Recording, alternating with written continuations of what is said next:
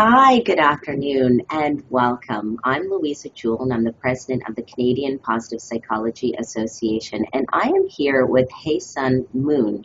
And Haesun is the program director of the Solution Focused Coaching Program in the Faculty of Social Work at the University of Toronto. Hi, Haesun, how are you? Hello, good. How are you? Good, good. Now, when I did my Master's of Applied Positive Psychology degree at the University of Pennsylvania, I had a good friend in the class who was actually doing the solution focused coaching program at U of T and Mm, told me that it was a fabulous, fabulous application of positive psychology, and that if you are a coach, that incorporating solution focus into your the way you do things as a coach, especially if you want to align with positive psychology, solution focus is such a fabulous application of positive psychology. mm, So, of course, I was very intrigued, and then I decided to go to the University of Toronto and learn it myself. And, of course, I learned from the best, Haesun Moon, and thank you. others. Yes, Haesun opened my eyes to this incredibly powerful toolkit for me. And now I actually teach in the Faculty of Social Work in the Solution Focus Coaching Program. I teach the positive psychology of the solution focus, and I just love it. And so I just wanted to talk to Haesun because she's going to be doing a 2-day workshop for us for the Canadian Positive Psychology Association. And I just wanted to talk a little bit more about what she's going to be doing with us and how powerful the solution focused coaching program is, but also just how powerful solution focus approach is, especially in coaching. So I'm so glad that you're here, Haesun. Thank you so much for Thank joining you. us. Thank you for inviting me. This is awesome.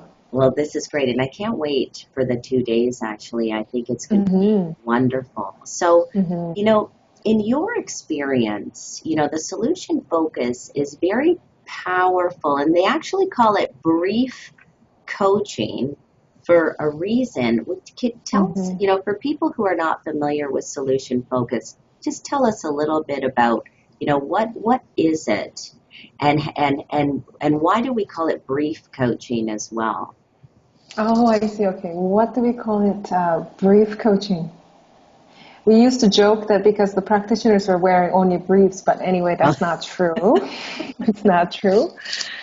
It's an interesting point because solution-focused brief dialogue is probably a proper name for coaching or counseling. And I think the brief part actually usually gets the interest up, and people say, how come it's brief? And often even the practitioners, they're trying to be brief, but that's not the point of it. Being brief is more like a byproduct of being effective. Solution focused way of dialoguing is very effective so that it becomes brief, whether I mean to or not, in my experience. So, brief in a way that the shift happens from point A to point B in a much less time than a traditional way of working with people in either counseling or coaching. So that's what I notice in my practice, that it becomes brief, almost all the time, a single session or two. Yeah, yeah. And I think Mm-hmm. it's the questioning. So tell us more in general about solution focus. Well, how does the approach differ from other kinds of approaches in coaching? Right. That's a good question, maybe. I think, Louisa, we are at a point that we all notice that traditional way of working with people that's diagnosed based, deficit based, problem focused is not um, effective all the time. Sometimes it is. So I think we made a big shift into positive ways of working with people through different ways of problem solving. I think solution focused elaboration of working with people is taking that to another level of really solution building, not just problem solving, but solution building. So a lot of times people ask, what is the difference between problem solving and solution building? Not that one is good or bad or better than the other, But what is the difference? And I usually think in very tangible forms. And you mentioned about a question. So, for example, in your coaching session, if you find yourself asking, so how will you do that? When somebody's talking about what they want to do and so on, if you say, how will you do that? That's more like a problem-solving approach. Another way of approaching that particular interaction is when somebody's talking about, this is what I want to do, this is what's important for me. Instead of actually jumping to how will you do that, because we often make strategy out of other people's dreams. But before you get there, if you can just take that time and say, so how did you do that in the past? That's more solution building, not so much problem solving. Because solution-focused approach actually builds on three main principles. One is, what does the client really want? Number two is, what or who is important to the person? And number three is, what are some existing resources and abilities? And you hear those languages in positive psychology. And whatever you decide to co-construct in between space, it will be expanded. So many times in traditional psychology, we want to talk about what's inside the person, what's happening inside my client, inside of me. But in solution-focused elaboration of working with people, we look at the in-between space. Because, so I have a question for you, Louisa. A lot of times I hear in coaching training that our clients have all the answers. Now, when I first heard that, I thought, yeah, sounds good. When I heard it for the second time, I thought, sure, I can agree with that. But then the third time, I was so ticked off because I realized that after many hours of practice, actually that wasn't true. I think that kind of notion that we just say, oh, our clients have all the answers. We need to challenge those things. Do they really play? So if that's your belief, somebody has all the answers, what do? You ask questions. And if you are asking questions, get the answers out, you're actually problem solving, which is a good practice in some other ways of working with people. But in solution-focused language, I actually don't, some people might believe it, but I don't believe clients have all the answers. I think they have very good starting points and all the ingredients, all the pieces. And I think answers will emerge out of our space in between. So I have also a very important job to play in that interaction. Well, you bring up a good point because, they don't always have the answers, but you need to instill enough motivation, enough hope in them absolutely. that they then get into action and go and figure out the things that they need to figure out. You're absolutely right. They might not have it, but if they're not motivated after your interaction, right? And this is what solution focus, going back to when you said, when have you been successful doing this in the past? What did you do? What have you done in the past? Then they start to say, geez, I have done this before, or I've done part of it before. And I think when people believe, oh, wait, I've already done this before, that gives them the fuel. That gives them the feeling of self-efficacy and confidence to say, wait a sec, I've done it before. I can do this again. And maybe I haven't figured everything out. That's but I will. I do, because I've done it before, I know I can figure this out. I know I can go and do it. That's what's so powerful. And people becoming aware of their own abilities that they didn't even think about. Yeah, that's right. That's right. And you mentioned too, it's a very positive approach. And I find, for example, even with the miracle question. So, the miracle, well, share with us. You always have a great miracle question. Can you share with us, how would you state the miracle question?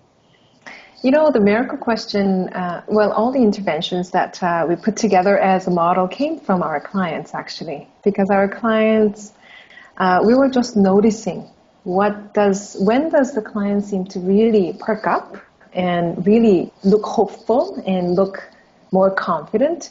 And we noticed those moments, and after thousands of hours of noticing, we realized that there are some points that people, without being asked, they will describe where they are by, well, if you were to scale my life, and it became a scaling question because enough people were doing that. And there's one client who actually Insu interviewed, and she said she was in a very difficult situation, and she said, I don't know what will make my life better. It will take a miracle. And Insu, because she was listening, Insu is one of the co-founders of Solution Focused. Insu noticed and responded using the client's language, saying, okay, suppose a miracle happens. Suppose a miracle happens and the concerns that you actually bring here, hoping that it will get better, suppose a miracle happens and those things are more or less resolved. What will be different in a nutshell? So she asks that. All of a sudden, the client is now taken to a completely different place. Completely different place where there's no resistance in her own mind because it's a miracle. Yeah. And in positive psychology, the very recent topic of prospection is really the act of forward looking. So there are many models that are, future oriented. Usually coaching models are future oriented. So you talk about the future, the forward looking movement, and then how can you be ready for it, and all those type of interventions. In solution building way, what we are specifically doing in the miracle question is we are not only creating the future that you forward look, but also that you look forward to. Yes. Yes. And creating that future, like it's almost like creating the vivid memory of your preferred future as if you just lived it. And interesting enough, Louisa, many times I've asked people, can you imagine a house that you've never seen? And people all imagine this great house that they've never seen. But then I ask this question, and I say, so tell me, a small part of that house, like maybe a doorknob, maybe a hinge that you just imagined, make sure that you've never seen it. And I will say, so where have you seen that before? Usually people have an answer. I don't know how to explain it, but I just suspect that when people describe this miracle as if they've never seen it, all we're asking them to do is reconfigure their preferred experience. So in a way, we're creating their preferred future, and in the process of doing it, they're creating their preferred past also. Yes. Which is really fascinating. That's fascinating.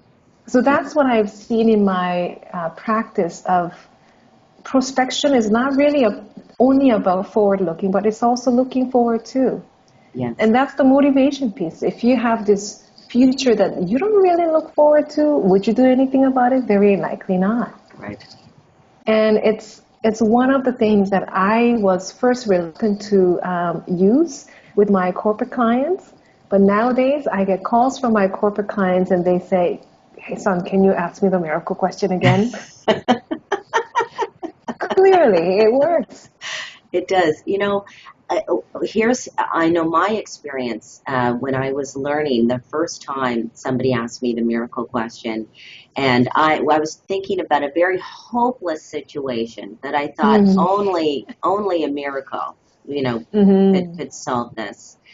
And when they asked me the question, and then suddenly, because again, I had shut that door for so many years, but then when I just thought about this being a possibility, wow, I mean, my body just changed. My brain changed. I felt all those positive emotions flooding Mm-hmm. into my body. And, you know, so many people say, you know, when we go through the miracle question, that they are filled with positive emotions. And then what happens is, you know, according That's right. to Barbara Fredrickson's theory of positive emotions, Mm-hmm. it's broadening our minds. So now you're putting the client in this space where they are Mm-hmm. able to broaden their mind and they Yeah. have greater possibilities. They come up with greater solutions after that. It's just such a powerful, quick, you know, I mean, you just asked that Mm-hmm. question very, very quickly.